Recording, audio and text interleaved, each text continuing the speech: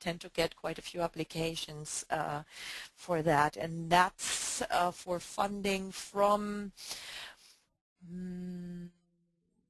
March 15th at the very earliest through the end of the year 2010. The funding is somewhere around 1,900 euros a month, depending on the academic status, whether you're a full professor or an assistant professor.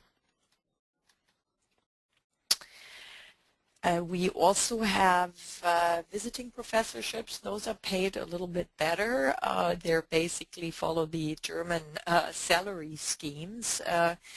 But if you are interested in teaching in Germany, you have to get in touch with a German university first, and they're going to invite you, and then you will submit your application to our office. This program is administered here by one of our colleagues, but again, you should look at our website actually. And I will show you some of these links in just a couple of minutes. Of interest for faculty as well, or for the departments, are the short-term lectureships. That's the opposite direction. This is for a North American university that's hosting a German scholar.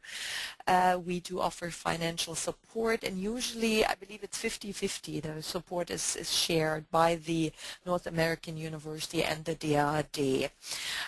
There is conference funding in German studies. The links are on our website as well. If you would like to organize a conference, you may get some money from us. And there are group study visits as well, where faculty members take a group of students to Germany. And those are quite popular, and I think they're good short little immersion for students that are going to Germany. And I'm not sure if Myung-Shin wants to say something about the group study visits before I go to... Yes. Yes, the group study visit is quite popular. We have funded about 13 universities this year, and we expect about the same amount of the university that we could support next year. I just want to give you little hints in, that we really look for. We are looking for groups. Of course, the groups that have a lot of interaction with German students or German institutions, not necessarily to go there and do the sightseeing. So please be aware of that, because we have we do receive some applications that just look like a tourist group. Anything that for collaboration or projects that your students could do together with the German student or institution, that's what we are looking for. Yeah. Okay, and you may want to look at our website as well for some of the details. And the website will also show you some other grants and opportunities that you could find. There are, of course, the Fulbright grants, there is the CDS International, and so on. But this is basically the information on our website. And as I'm closing this presentation quickly here, let me show you quickly the faculty page here. As you see the navigation on the left-hand side of our website here, you will find your DAAD at the bottom, and as you go to faculty, you will get a list here, and you will see here support for faculty, the research visit grant. Underneath is what we call the re-invitation grant for former grantees. This is basically the same thing than our faculty research visit grant. We just have a different source of funding for those re-invitations, so it's the same thing. And here you'll see conference funding listed, then the research grant that's funded by the DAD and the AICGS. There's also a link for the Humboldt Research Fellowship Program. So these are all for faculty members. I believe that's really what I want to show, and I think we're probably ready to take questions now. Actually, now we're going to move over to Corey, who's one of our alums. Okay, sorry. He's going to talk about his, no, that's okay. So Corey, you should be unmuted, and then I'm going to hand you over control of your screen. Okay, can you hear me? Yep, sounds great. Okay. Do you see my screen? Yep, great. Looks great. Hello everyone. I'll just introduce myself. My name's Corey Campion. I'm in the final throes of dissertating at Georgetown University, and I also work now as a research ambassador for the DAD. I conducted archival research in Germany from 2005 to 2006, thanks to the support of the DAD.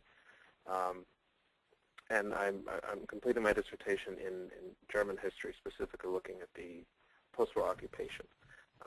So I don't know how many of you attending this webinar are in the sciences or in the humanities, but I'm just going to say a few words about my experience with the application, and then also with sort of the initial setup in Germany and what it's like to do work there and to live there as well.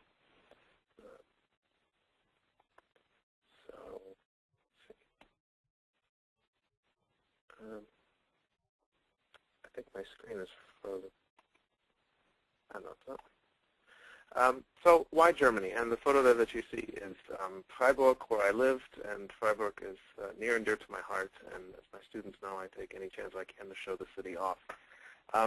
Obviously, the choice to go to Germany depends on your subject and your interest.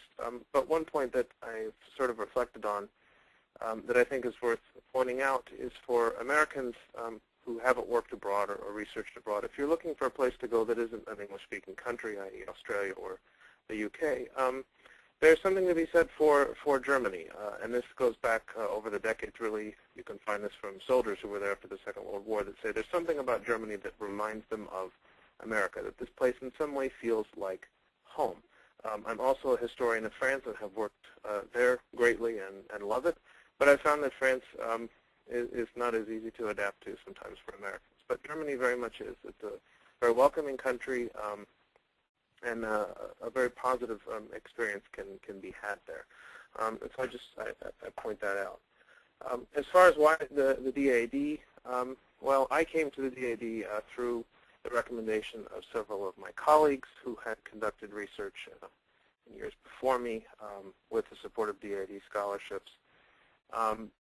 And as I looked into the organization and to the opportunities that they offered, you really see that they have a lot of experience in facilitating American scholarship in Germany and sending both scholars in the humanities and sciences to Germany to conduct research. And as we've just heard in the presentations before, working with both faculty and undergraduates and graduate students.